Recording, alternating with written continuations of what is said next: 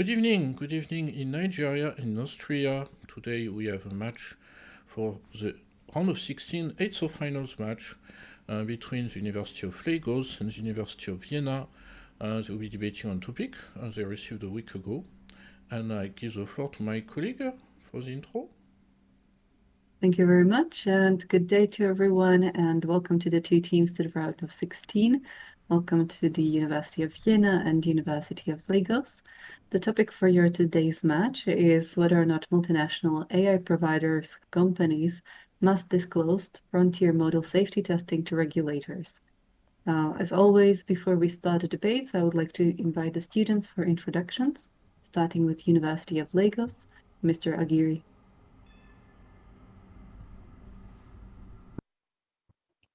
Good evening, everyone. My name is Peter Aguirre, and I'm a third year student of the University of Lagos Faculty of Law, and I'm very excited to be here today. Thank you. Welcome. Mr. Leffer of University of Vienna. Yeah, hi, my name is Leonhard, and I'm studying in the second year now here at the University of Vienna, International Law, and I'm also really excited for the debate. Thank you. Welcome. Ms. Olowomoreva of University of Lagos. Hello, good evening, everyone. My name is Shalomolu Amrewa Oshbedu. I'm a third year law student at University of Lagos, and I'm very excited for this debate. Thank you. Thank you. Welcome. Mr. Grafinger of University of Vienna. Hello, my name is Felix Grafinger, and I'm in my fourth semester at the University of Vienna in the bachelor's program. I'm excited for the debate. Thank you. Welcome. Mr. Opiyemi, welcome from University of Lagos. Good evening, everyone. My name is Rakib Adebayo Opeyemi, and I'm a fourth year law student at the University of Lagos, and I'm excited to participate in today's debate. Thank you and welcome. Ms. Stadler-Vida of University of Vienna.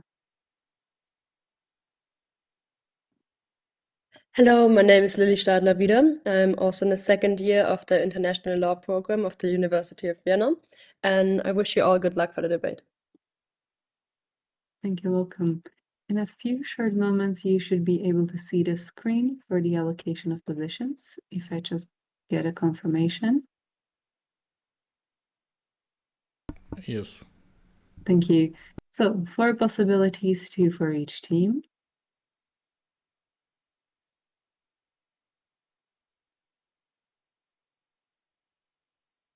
And in today's debate, it is the University of Lagos team that will argue in favor of the motion, and as University of Vienna's team will defend the against position. Just again to remind, the topic is multinational AI providers must disclose frontier model safety testing to regulators. The Lagos team will be starting. You have 5 minutes to finalize your preparations.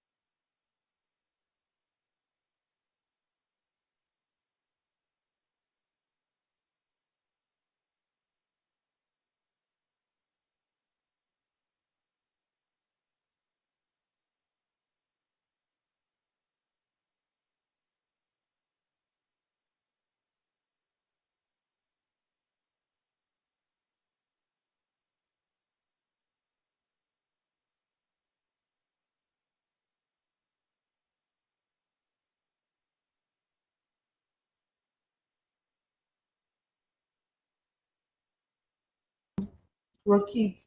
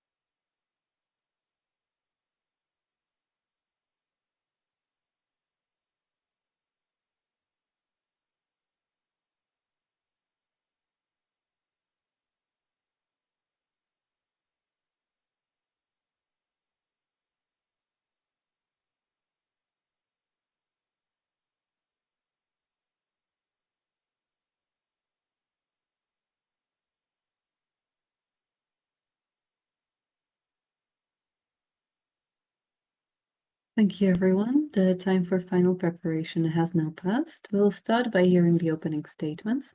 Just a short reminder, there will be visual cues for your speaking time, yellow card for 30 seconds, and when you see the red card, the time is up, but you can comfortably conclude your sentences. And thus, for the in favor opening positions, 4 minutes.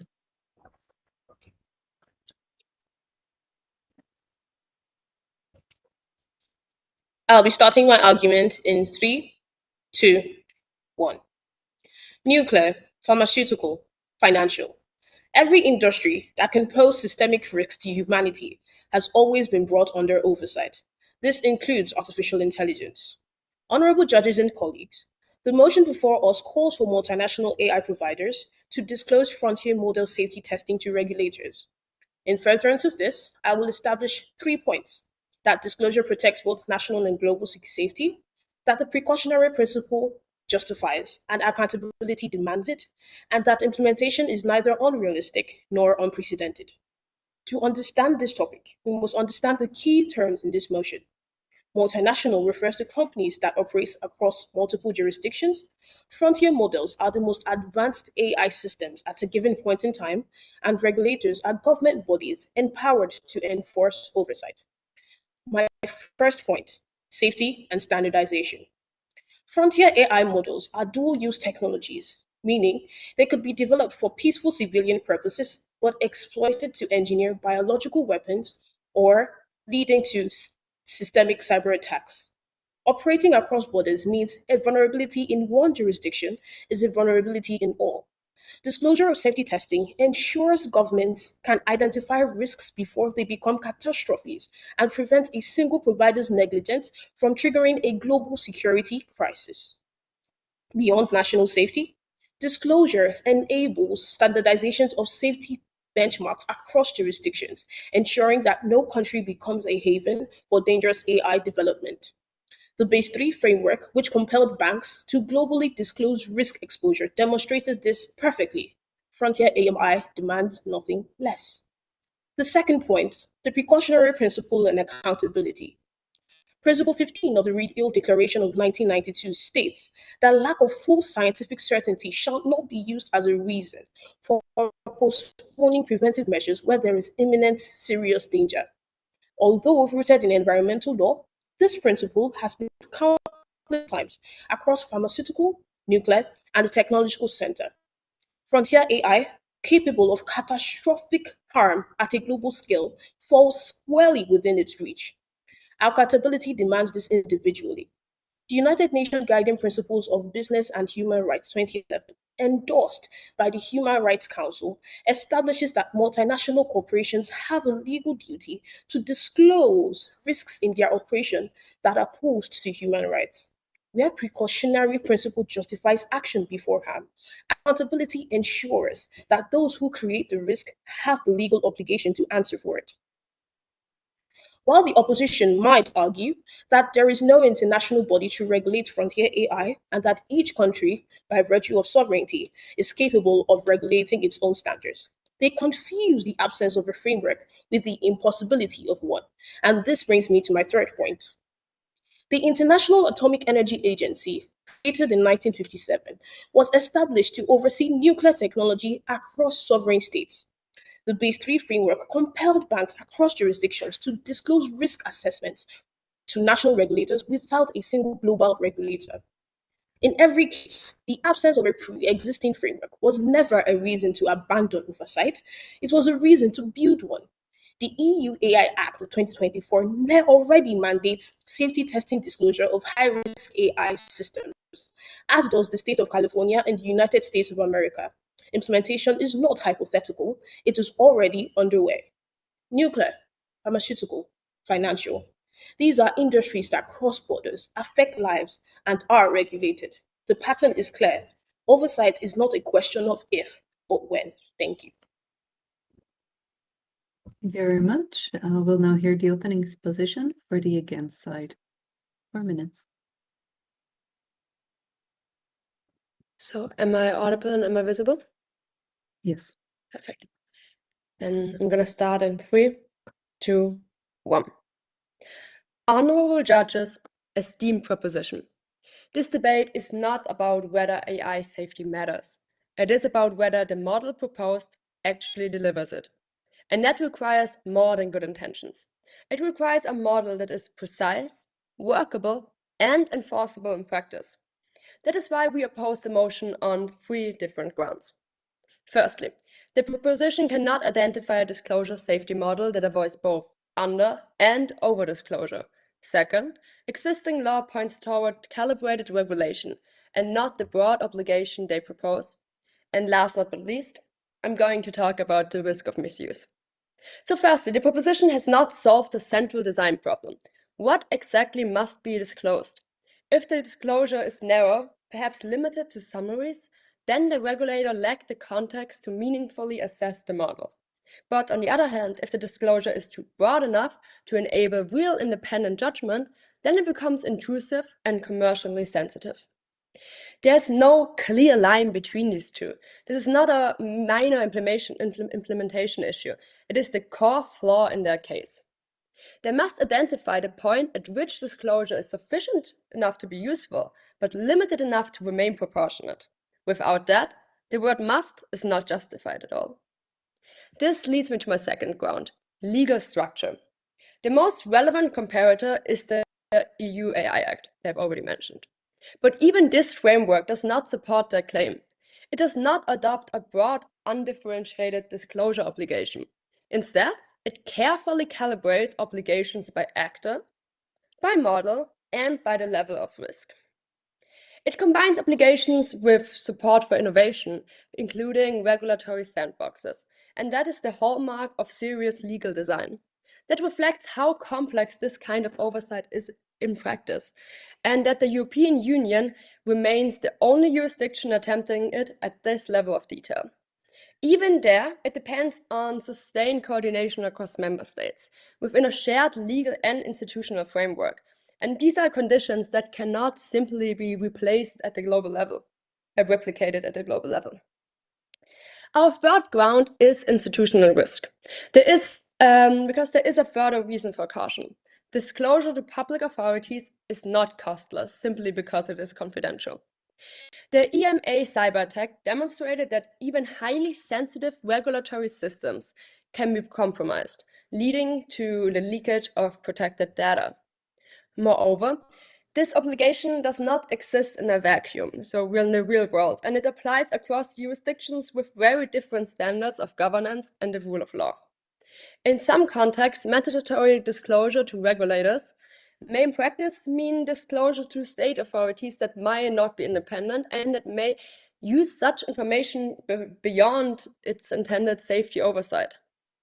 This raises serious concerns, not only about commercial confidentiality, but also about fundamental rights, including data protection and due process. And once such information, this sensible information, is disclosed, it brings another actor into the possession of highly sensitive data, and thereby increasing the overall risk surface. The existence of a problem does not validate an unworkable solution. We are not claiming that all disclosure is illegitimate or that a universal obligation assumes a level. The proposition may rely on warnings, but concern alone is not enough. A serious problem still requires a precise, proportionate, and workable solution, and it deserves that. And that is what the proposition has failed to provide. For those reasons, we urge you to oppose the motion. Thank you. Thank you very much. Before we proceed to rebuttals, I just want to acknowledge for the two teams, you mentioned an audio connection issues. Has it been resolved for the Legos team? On the side of organizers, I confirmed we had no issue with the audio so far.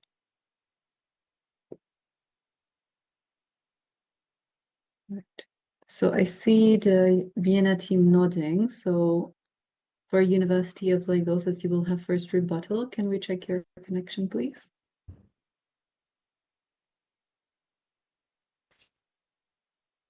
If I may state how it was for us, we could hear the first proposition speaker, but sometimes it was a little bit cut off. So it was sometimes a bit hard to hear everything perfectly, but it was still audible and we could generally follow the notions, I believe. And therefore we also didn't want to interrupt anything. All right. I just want to see if for University of Lagos, if you were able to hear the first speaker. All right. So we'll give the team time to reconnect. On the recording, the audio should be captured well. For the side of organizers, we had no issue with either of the team's audios. For Vienna team, just in case, maybe if you have all devices on the same network, it might be good to shuffle it so one is on the other network. All right. For team of the University of Lagos, can you hear me?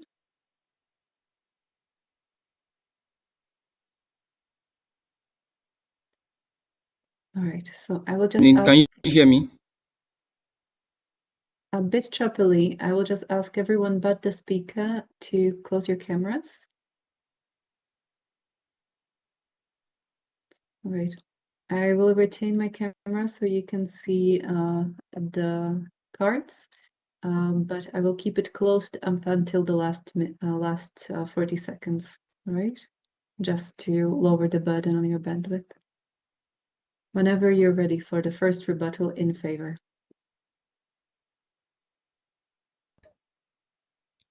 I wanted to state that when the first speaker for the opposition was speaking, we could not hear clearly. We could not hear. She was breaking over and all over again. Right. Unfortunately, I believe this is an issue with your internet connection. On the organizing side, we had no issues with the audios. At one point, the other team wasn't able to hear well your first speaker. So we'll just lower the load on your bandwidth as much as possible. So everyone will close their videos. I will open mine 40 seconds before your 30 seconds are up, so you can still see the visual cues. And if anything else comes up, we'll let you know, of course, and your time will be restarted. or post. So whenever Okay. you're ready for the first rebuttal in favor, University of Lagos, 2 minutes. Thank you. I'll be starting in 3, 2, 1. Honorable judges, the opposition have made quite a number of points, but these points collapse on cross-examination. We need to understand that we stand at a crossroad where the sheer power of frontier artificial intelligence has outpaced the laws meant to contain it. For too long, we have had few tech giants build word-altering tools behind closed doors, asking us to trust them, while they gamble with our collective safety. It is important to understand that if a technology can rewrite our biology or crash our financial market, it cannot be a secret. It must be public responsibility. We don't allow airplane engines or new medicines to hit the market without rigorous safety check. Why should the brains of our future be any different? To choose secrecy over disclosure is to value corporate profit over human life. We cannot wait for a digital disaster to strike before we act. Judges, the opposition mentioned that this debate is not about whether artificial intelligence safety matters. Judges, we would like to respond to that argument fails on the ground of concession of principle disguised as a practical objection. By admitting safety matters while opposing the only tool of ensuring it, the best way in which we can ensure that this artificial intelligence, of which we are the people across the world, are the consumers of this artificial intelligence, because of the risks that is characterized by these artificial intelligence frontier models. Judges, frontier models. Therefore, it is important that we do a safety check so as to protect them.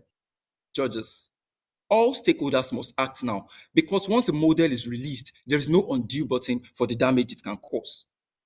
The opposition also argued that it is not feasible globally. This ignores the Brussels effect and the reality of market access.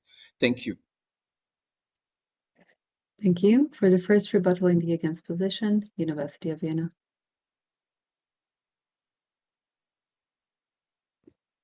Thank you. Am I audible and visible? You are. May I ask also this question to the opposing team to ensure that they can hear me correctly? Yes, we can. Perfect. Okay. I will start in 3, 2, 1. I will first respond to the proposition on 2 short points. First, the proposition keeps replacing legal design with fear, saying that AI may be dangerous like medicines or financial products, but that does not prove this motion. Those sectors are governed by highly defined tests, institutions, and competences. That is exactly what proposition still has not provided here. Second, they ask you to choose between blind trust in companies and this motion. That is a false choice. The question is not whether safety matters, but whether this is a coherent and workable disclosure duty. And they still have not shown what exactly must be disclosed to which regulator and under which standard. To go on, I will submit 3 further points. First, proposition mistakes seriousness of concern for sufficiency of legal design. Second, it has not shown that such an intrusive burden on economic freedom is necessary and proportionate. And third, the proposition has not shown which regulator has jurisdiction and how this duty can operate coherently across borders. This is a serious proportionality problem. Mandatory disclosure of safety testing material directly interferes with economic freedom and with the company's control over commercially sensitive data. That is a grave intrusion. Proposition therefore carries a high burden to show that its model is necessary, proportionate, and precisely delimited. It has not done so. Article 16 of the Charter protects the freedom to conduct a business, and restrictions on that freedom require proper justification. And to conclude, proposition has no sufficient answer to the cross-border problem. We are talking about multinational firms, yet they never tell you which regulator has authority, why that regulator has it, or how to manage conflicting disclosure demands across jurisdictions. Without a clear allocation of competence, this is not a workable legal duty. For these reasons, we continue to oppose the motion. Thank you. Thank you. For the second rebuttal in favor position, University of Lagos. Good. I would like to confirm whether I'm visible and audible. You are. Thank you. Honorable judges, the opposition has asked us to tell us what kind of regulators. Judges, we have already established through the first speaker that the regulators in this scenario are government, national authorities with international framework. We have established this through the Basel III framework. Judges, look at the EU countries. We already have EU AI Act that is operational. We have bodies, we have government-backed experts, right, that are regulating, that ensuring that this artificial intelligence that is going to the market are safe for people like you and I. Judges, they also argue that what needs to be disclosed. We don't have to continue to interpret the debate topic to the opposition.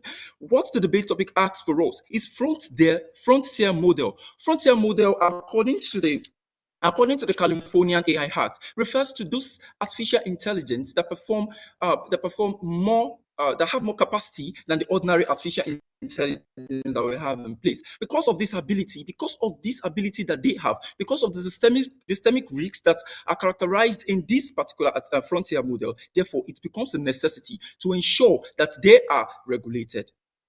Judges, the regulators are not just ordinary persons, they are experts. Take, for example, the UK AI Safety Institute, IC, testing of GPT-4 and the Claude 3 in 2024.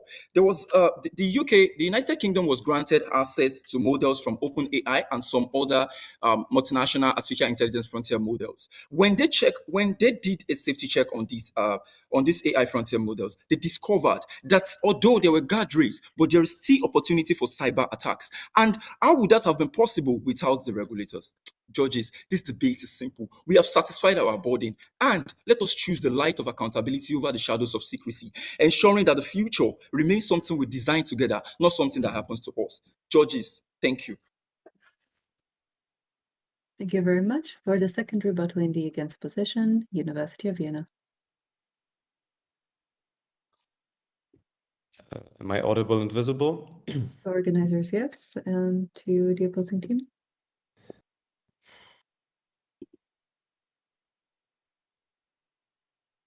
Can we also get a confirmation, please, for the opposing team?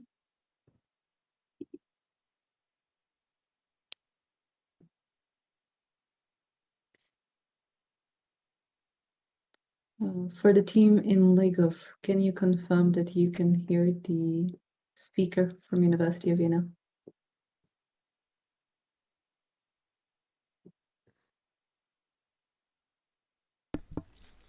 Mr. Graffinger, can you try once more your audio?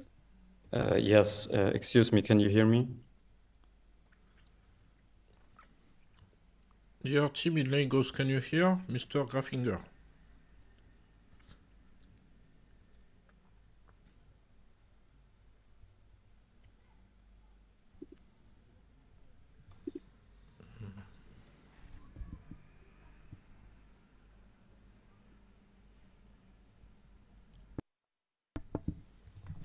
Yes, we can. Thank you, Mr. Graffinger. You can start when you're ready. Am I now audible and visible, just to check again? Okay, wonderful. Thank you. I will start in 3, 2, 1. I will again first respond to the proposition on 2 short points. First, they are still proving our case on legal design.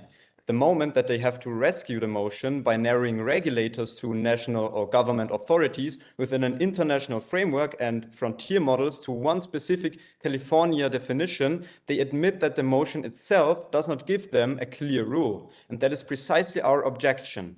And second, their UK example shows that at most the expert testing can be useful, not that this broad mandatory disclosure duty follows. If you controlled access agreements with selected experts are very different from a general legal obligation imposed on multinational firms across jurisdictions. To further establish this, proposition still also has not shown why its mechanism is better than targeted alternatives. Proposition repeatedly returns to one broad intuition. Frontier AI is important and potentially dangerous, and therefore regulators must receive safety testing. While that notion may be attractive, it is not enough. A serious concern by itself does not validate a vague or unstable obligation, and we just submitted why this international framework is very narrowed down and is very still imaginative and speculative. Second, the risk of a poor disclosure regime are substantive. Once firms are judged through evolving tests and disclosures, they may optimize what is legible to the regulator rather than what's most genuinely improving safety. OpenAI and Apollo Research have published work on scheming and deceptive behavior in controlled evaluations, which shows why one cannot assume that a disclosure file automatically equates to meaningful safety.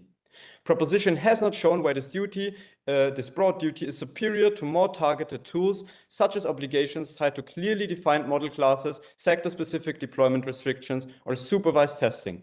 So our position is straightforward. We do not deny the need for regulation. We deny that the motion provides regulation in a form precise enough to deserve affirmation. Thank you. Thank you. We'll now hear the concluding statements, starting with University of Lagos for in favor position. Can I confirm that I'm clear and visible? You are. Okay, thank you. I'll be starting my speech now.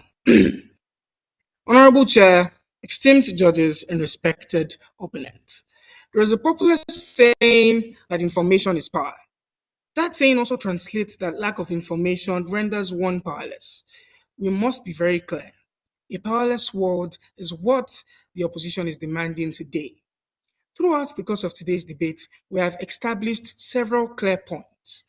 First, disclosure protects national and global safety. Secondly, the precautionary principle and accountability demands that disclosure of these safety test measures are done. Third, implementation of this mandatory disclosure is not unprecedented. We already have existing frameworks that work. The opposition throughout this debate have tried to ask questions and raise objections as to our points, and we have responded accordingly. They have argued that mandatory disclosure of these safety tests mechanisms will destroy financial gain and stymie innovation. However, pharmaceutical companies have submitted proprietary clinical trial data to the FDA in confidence for over 60 years, and innovation has survived and their secrets have been kept. This shows that what we propose actually works. They have also argued and asked us what exactly these safety testing measures are. And these things are very clear. We're not asking you to disclose the source code of your AIs. We're just asking you to disclose your safety testing mechanisms so that regulators can confirm if they are safe. Honorable judges, in 2024 at the AI Seoul Summit, Reid Hoffman, the co-founder of LinkedIn and Inflection AI, he said, and I quote, "AI will make massive developments to human life and work. Thus, it is very important to navigate the risk. The navigation of those risks is what this motion demands. While we understand the importance of the advancement of these AI systems, it is imperative that we are accountable and transparent about the risk it poses." Thank you. Thank you. Now for concluding statements in the against position, University of Vienna. Inaudible, invisible. Yes, from the organizers and from University of Lagos.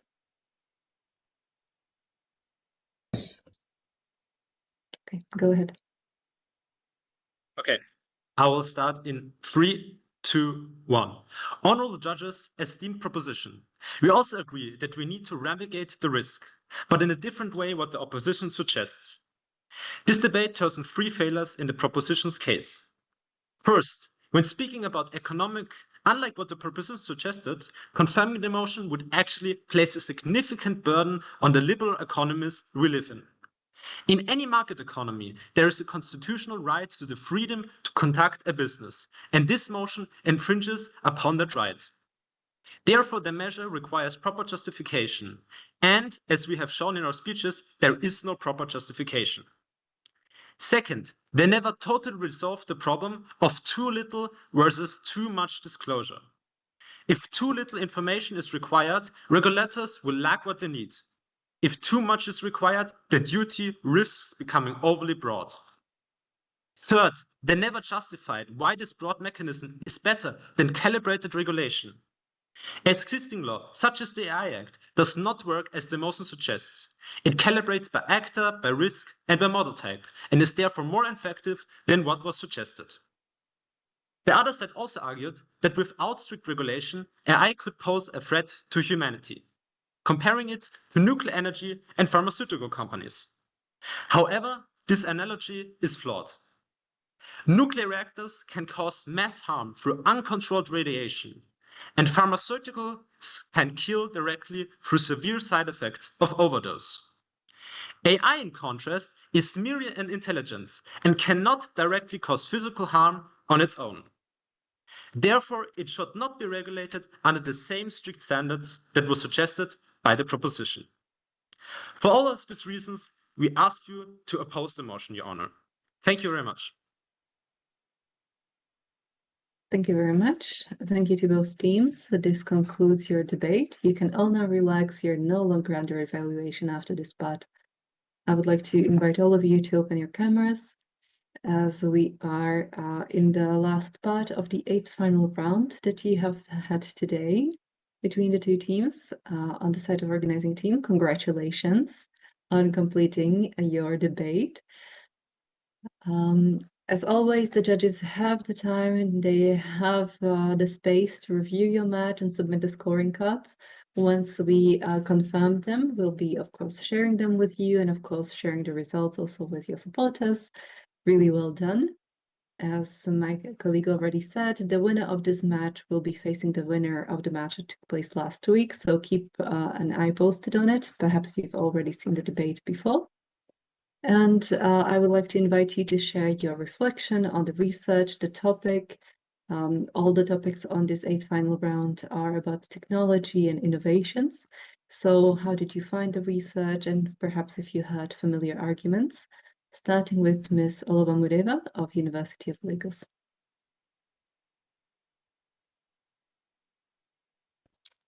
Hello, everyone. This has been a very rigorous but enjoyable process, especially the research aspect of it, because I'm someone that is well versed in research, but then the topics are something that are mostly not very popular topics in this day and age.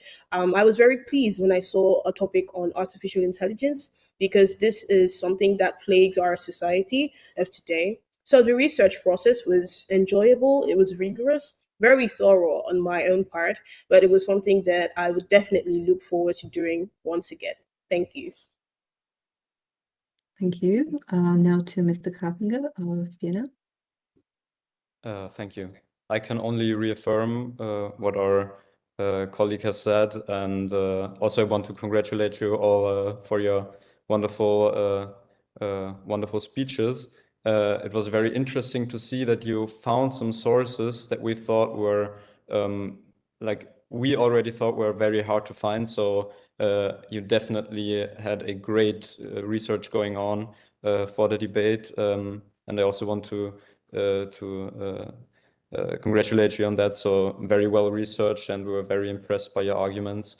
And then I also want to say I really liked the topic because I've been wanting to look up more about AI law and regulations, but honestly, you never really take the time to actually do so in this depth that I did now for the debate, and therefore I really liked the motion, and it was very enjoyable to debate.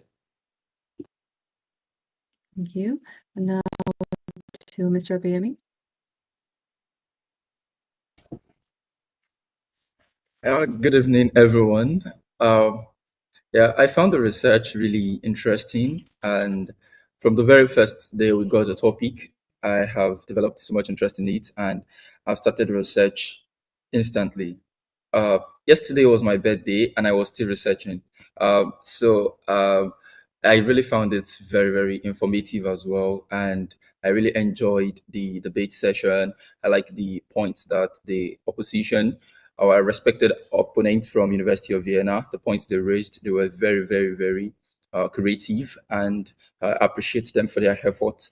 So all in all, I just want to say that topics like these are very, very important, because artificial intelligence in the nearest future will become something that is becomes something that we did not imagine it to be. All right, thank you very much.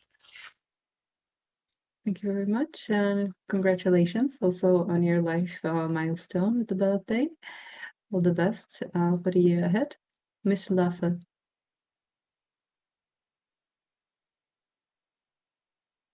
Yeah, of course, I agree with everything that was said before.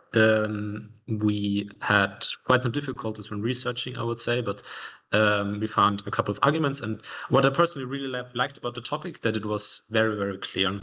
I think this was not with all topics, and it was sometimes very difficult with finding out what exactly the topic means.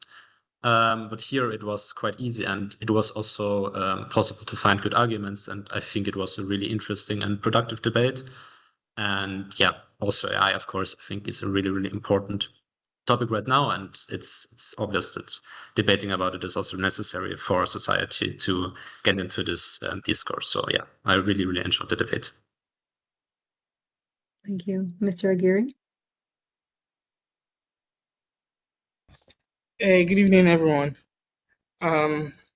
So for me, on my part, the research was a lot. It was very definitely interesting to take on AI law and research, because like Rafa said, is it's always a bit of a challenge to individually just go to the internet to look up AI laws, but with debates and motions like this, you feel inspired to look for these laws and look for the nuances. And I really liked our opponent's angle to the motion. I liked the quality of the rebuttals and the quality of everyone's speech overall. I am fond of a saying that AI is the new oil. Uh, I believe I believe wars in nearest futures will be fought on ownership of AI, and I think it's very interesting that we are abreast with the laws that regulates such a powerful tool. Thank you. Thank you. Ms. Stadler-Wieder?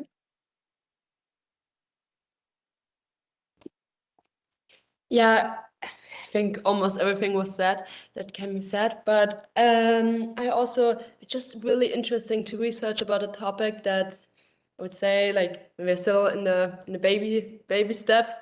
So there's going to be a lot of development in the next years, and I think especially when there's so much development, like hopefully at least, it's really important to be informed so you can keep an eye on what's going on and form an opinion. So I think that was why that motion was especially really interesting. Like, yeah. Right. Thank you very much. On the side of organizing team, I can just say it's enjoyable to see your teams enjoy the topics and get into the debate. It's been a pleasure and honor, as we said at the end of group phase, but really, it's like from the first debates of your teams up until these debates of the final rounds, it's been an honor to see your progressions. Speaking of progressions, I would like to give you perhaps an opportunity to highlight or to share with the other teams in the networking part, if there is any opportunity, program, or initiative that your study does, your university, your faculty, or your program, in regards to your studies or your opportunities, that you feel has most contributed to your development as law students. So for this time, starting with University of Vienna. Well, I of course want to mention the debating society, which is a bit might come off as a bit egotistical, but I've found so many great people and formed so many wonderful connections, and I've seen other people do so as well, and it has really shaped the person that I am today and also my skill set.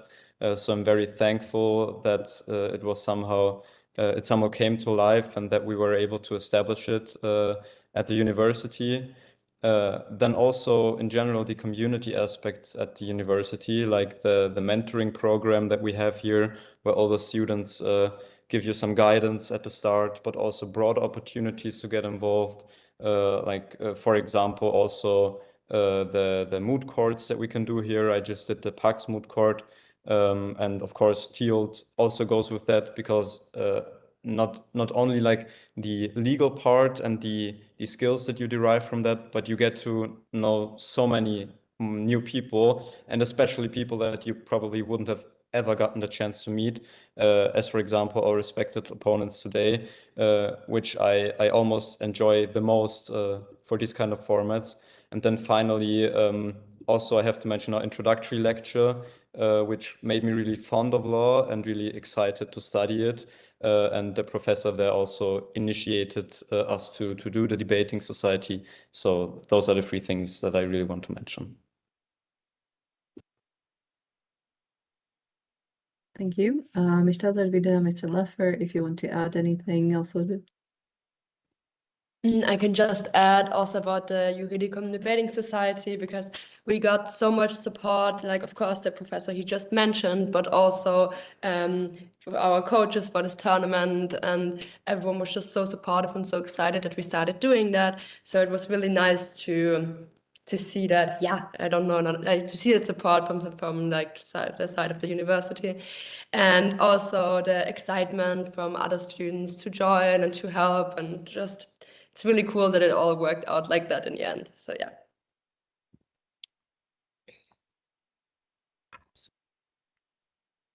I want to keep it short. I agree with everything what they said. I just also want to say thank you for the Corex Foundation, because as I think they suggested to us that we should participate, so we didn't know it before. And without them suggesting it to us, we wouldn't be here. So also thank you for giving us the possibility. Well, thank you very much. Thank you. And to University of Lagos, what opportunity, initiative, program you believe has most contributed to your growth as law students? All right. So the University of Lagos is a place where you can be anything you really want to be. The university in itself has quite a number of impressive associations like the Investment Society, the Maritime Forum, and whatnot. But more particularly to the Faculty of Law. The Faculty of Law itself is home to a lot of impressive associations. We have the ADR association. We have the Mutin Society, where it's more like Graffinger's Debate Society, but it's like a grandfather society, because in Mutin Society you learn debating, you learn mooting, you learn mock trials and whatnot. So that's another impressive association. And we're currently even in our moot court, which is the home of the Mutin Society, and they've been very helpful to us. They literally opened their doors to us and assisted us in preparing for the debate. Overall, I think the Faculty of Law, University of Lagos, is a very great place to be if you want to have an eye in everything, because I assure you, you would find any great mind in any association in Faculty of Law, University of Lagos.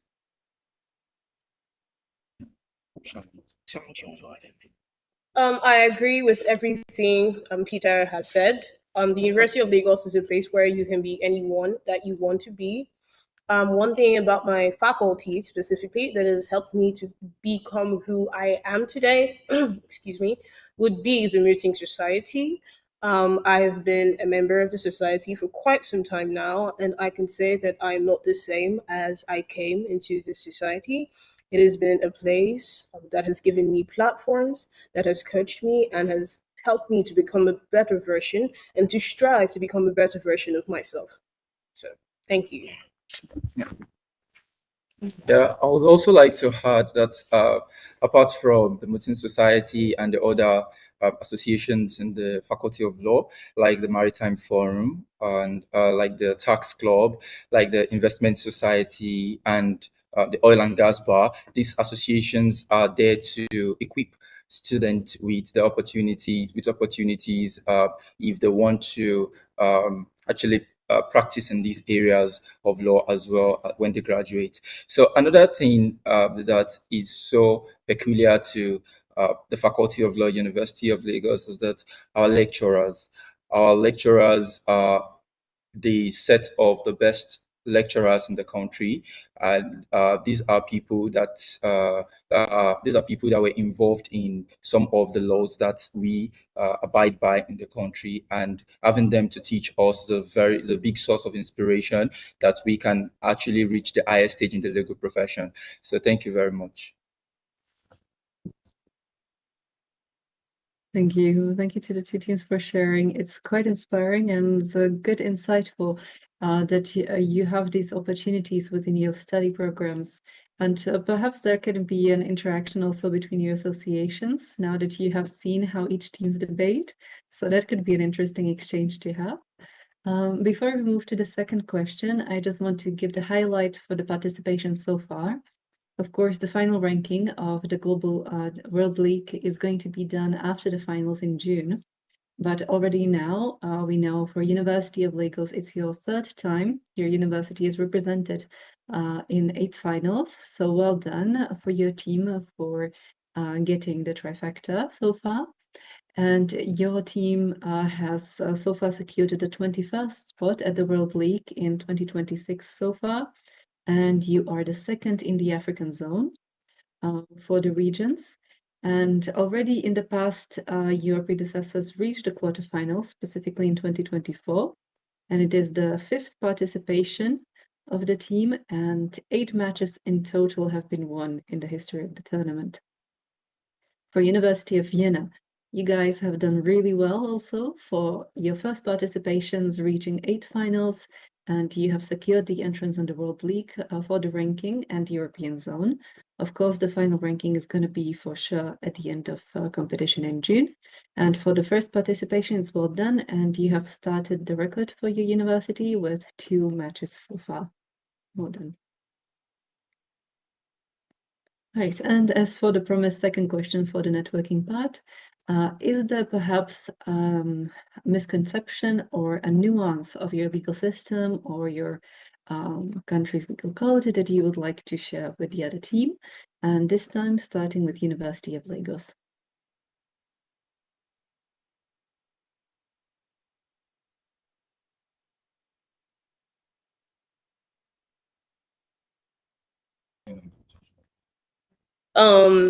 Thank you very much for this opportunity.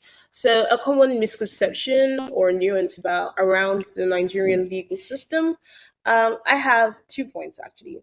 At the national level, there seems to be some kind of stigma against lawyers in my country.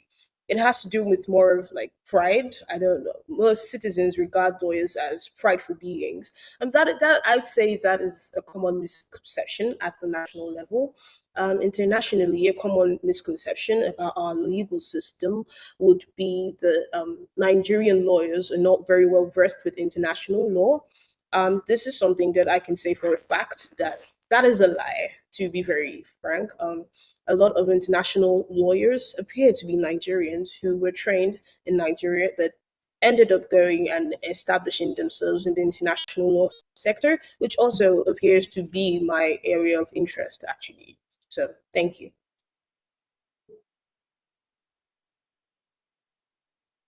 Right, thank you for sharing. And now to University of Vienna. I think that a common misconception about Austrian law may be that it's very rigid and formalistic, and that people often imagine it as a system where everything is just about like memorizing provisions and applying them mechanically. But I believe that's only part of the picture, and I found it interesting that in Austrian law, even though it is very structured and sometimes mechanical, there is still a lot of room for interpretation, for argument, and for doctrinal discussion. And you can underestimate how dynamic it can be, especially once you get beyond the very basics and you can realize that it's not just about what the law says explicitly. All right. Well, thank you to both teams once again for sharing. And once more, congratulations for your 8 finals. I'll be passing to my colleague, Professor Lorange, to wrap us off. Yes, congratulations again. It was really enjoyable to see your debate. Of course, we encourage to have connections between the two teams, but as well the two associations, the Mooting Society of Unilag and the Juridicum Debate Society of Univi. I don't know if I pronounce well the nicknames maybe of the two institutions. And so don't hesitate to let us know if you want the Coax Foundation to facilitate the connections.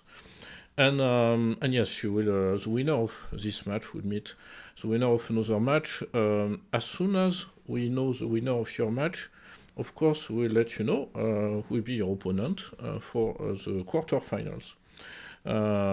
We know, but we cannot tell. Voilà, this is what we can tell, because the match took place last week for the other match.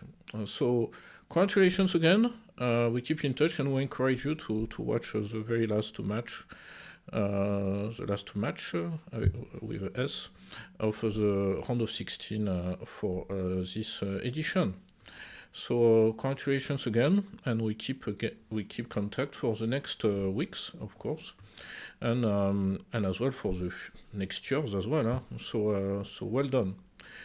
Wish you a great evening, and wish you the best. Thank you. Bye bye. Well, then, goodbye. Thank you. Same to you. Thank Bye. you. Bye bye.